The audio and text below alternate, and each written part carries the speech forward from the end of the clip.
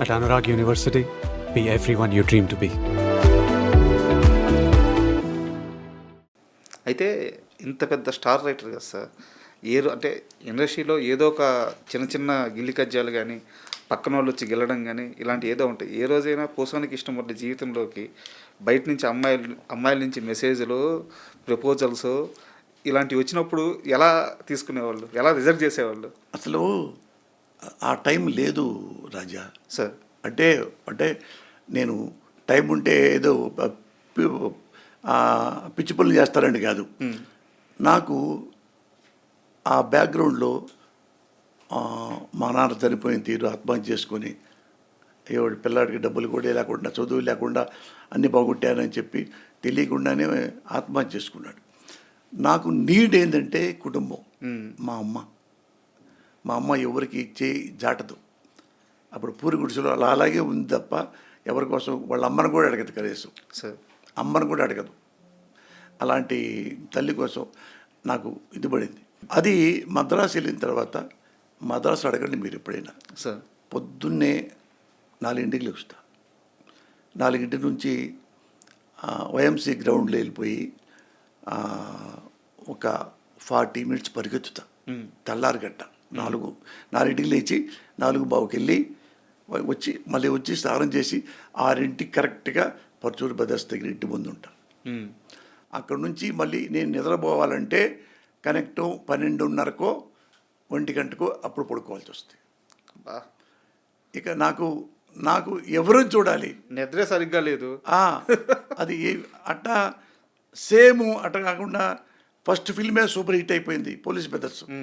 అక్కడ నుంచి 10 ఏళ్ల పాటు ఒక్కరోజు కూడా టైం లేకుండా 100 సినిమాలు చేస్తాను. అది నేను రాసి ఇప్పుడు ఏ రంభా ఉర్వశి అదే తొక్కడానా ఏమీ నాకు అట్లాంటివి ఏమి లేవు, రాలా. అంటే మాకు డబ్బు కావాలి, వచ్చిన బ్యాక్గ్రౌండ్ కష్టాలు కావాలి, చూసిన మా అమ్మకి ఏమైనా చేయాలి, నేనేం చేయాలి అంటే ఒక మా నాగార్జున యూనివర్సిటీలో హెడ్ ఆఫ్ ద డిపార్ట్మెంట్ ఉంది, తమ్మారెడ్డి నిర్మలా మేడం అని. ఆమెకు నేనంటే ఇష్టం. ఏది మంచివాడు పోసాని కృష్ణమురళి, పాపం పిల్లవాడు బాగా చదువుకోవాలి అనుకుంటూ ఉండేదంట. అప్పుడు నాకు ఫస్ట్ ఫిల్మ్లో పెద్ద హిట్ అయిపోయి అందరు పేపర్లు గొప్పగా రాశారు. ఈయన మొత్తం ఆ పేజీ పో పేజీ అంటే ఆమె ఇప్పుడు సెటిల్ అయిపోయాడు కావాలా, అయిపోయింది అని ఏమంటే అన్నపూర్ణ స్టూడియోకి ఫోన్ చేసింది. ఆమెకే వచ్చారో నాకు తెలియదు. నేను అప్పటికే ఒక్క సినిమా అవ్వగానే 14-15 సినిమాలు చేతుల నిండా ఉన్నాయి, ఏం చేయాలి తెలియట్లా. అయినా రాత టక రాసుకుంటే వెళ్ళిపోతా, ఈజీ కొట్టేస్తా ఒక సినిమాని.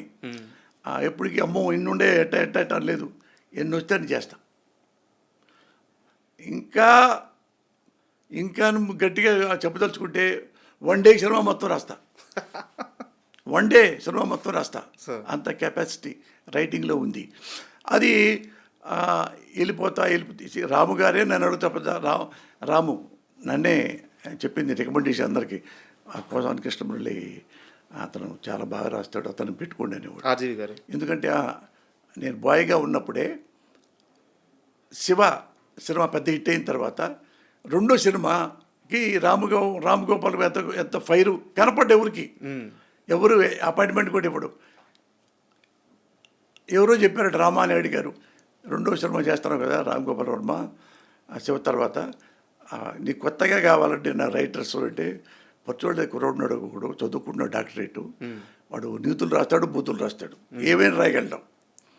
అది పెట్టుకుంటే అవునా చదువు డాక్టరేట్ చేస్తాడా, అవునంటే అతను పిలిపించాడు సార్ అని. పిలిపించడానికి ఎవరెవరు ఉన్నారు, మనీ డైరెక్టర్ నాగేశ్వరరావు, తేజ కెమెరామెన్, వాళ్ళిద్దరు మద్రాసు తిరుగుతున్నారు మీకోసం. నాకేం తెలుస్తుంది, నేను బాయ్ని ఎక్కడో చిన్న చక్రవర్తి మెస్లో తిని ఆ పక్కెళ్ళి ఈ పక్కెళ్ళి ఆ పాలు ఈ పాలు, ఆ కూరగాయలు ఈ రాయటాలు అన్ని రకాలు ఉండేవి. గురువు గారి ఇంట్లో సపర్యలు కూడా చేసేవాళ్ళు. అవే సంబరాలు రాంబాబు అనుకోండి. అట్లా 2-3 తెలియలా. ఎప్పుడో ఒకసారి వస్తుంటే ఎదురుపడ్డారు.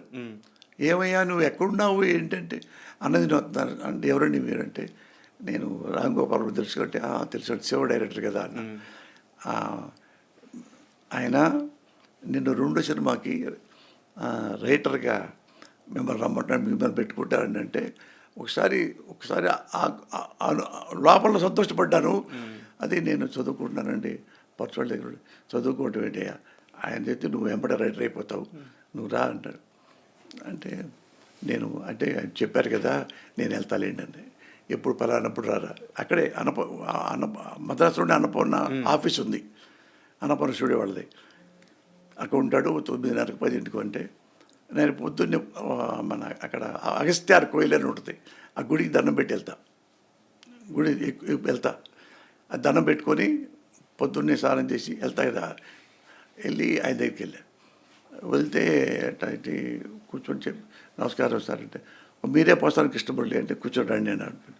మీ గురించి చెప్పారు, రామానాయుడు గారు, సురేష్ బాబు వీళ్ళందరూ చెప్పారు మీరు బాగా చేస్తారంట. అదే లేదు అసిస్టెంట్గా ఉన్నాను సార్ అన్న. అదే మన సినిమా చేద్దాం మురళి గారు అన్నట్టు. అంటే నేను సినిమా చేయరని చెప్పడానికి వచ్చాను సార్ అన్న. అదేంటిది అన్నాడు. అంటే నేను చదువుకుంటున్నాను సార్, యూనివర్సిటీలో డాక్టరేట్ చేస్తున్నాను, వాళ్ళ దగ్గర అసిస్టెంట్ పని చేస్తున్నాను. I need let me take some time sir, I need some more experience from pursuit methods, అందుకని ఏమద్దు క్షమించండి సార్ అన్న. భలే కూర్చోమరండి అన్నాడు. కూర్చోబెట్టు అంటే స్క్రీన్ ప్లే గురించి ఇంకోటి 2-3 అడిగాడు. అడిగితే చెప్పే నాకు తెలిసి బాగుంది మురళి, నువ్వు ఇప్పుడు చెప్పావు కాబట్టి సరే వెళ్ళు, నువ్వు ఎప్పుడు సినిమా చేయదలుచుకుంటే నా దగ్గరికి రా, మనం కలిపి చేద్దాం. బా ఇదంతా ఇంత బిజీగా ఉన్నారు కాబట్టి లైఫ్లోకి పక్క నుంచి అమ్మాయిలు రాలేదు, అది కాదు ఛాన్స్ లేదు, ఛాన్స్ గోల్ లేదు. అయితే ఇందాక మనం మాట్లాడుతూ ఒకటి మిస్ అయిపోయింది. యూనివర్సిటీ నుంచి ఒక ఫోన్ వచ్చింది, తర్వాత ఏం జరిగిందో చెప్పలేదు. ఈ టైంలో వాళ్ళు మన ఇది ఆపరేటర్ వచ్చి చెప్పారు, సార్ ఎవరు నిర్మలా మేడం అంట, Tammareddy Nirmala madam assistant professor అంటే యూనివర్సిటీ, ఫోన్ చేస్తున్నారు మీరు రమ్మన్నారు సార్ అంటే నేను షాక్ అయిపోయా. మేడం గారు నాకు ఇప్పుడు ఎందుకు చేస్తున్నారు అనుకున్నా. మళ్ళీ ఆపరేటర్ దగ్గరికి వెళ్తే మళ్ళీ వచ్చింది, మేడం నమస్కారం అంటే, కృష్ణమురళి బాగున్నా అంటే, లేదు ముఖ్య విషయం చెప్తున్నాను, నేను నీకు ఒక అమ్మాయిని చూసా, ఒక అమ్మాయి నేను చూశాను, వాళ్ళ ఇంటికి వెళ్ళి ఆమె చదువుకుంది బీఎస్సీ బిఎల్, మంచి అమ్మాయి నాకు నేను సర్టిఫై చేస్తున్నా, నువ్వు ఆ అమ్మాయిని చూసుకో, నీకు సూటబుల్ అట్ట చెప్పేస్తుంది గబగబా. తమ్మారెడ్డి భరద్వాజ గారి కజిన్ సిస్టర్. ఓకే అవును, తమ్మారెడ్డి ఆమె. అయితే నేను ఆ టైం కూడా లేదు, అలాగే అయితే మేడం అలాగే మేడం అన్న, మరి నువ్వు ఎప్పుడు చూస్తావు అంటే మీ ఇష్టం మేడం అన్న.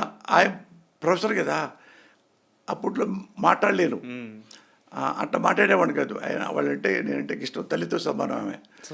అయితే మీరు ఎప్పుడప్పుడు మేడం అన్న చెప్పుకోవడానికి.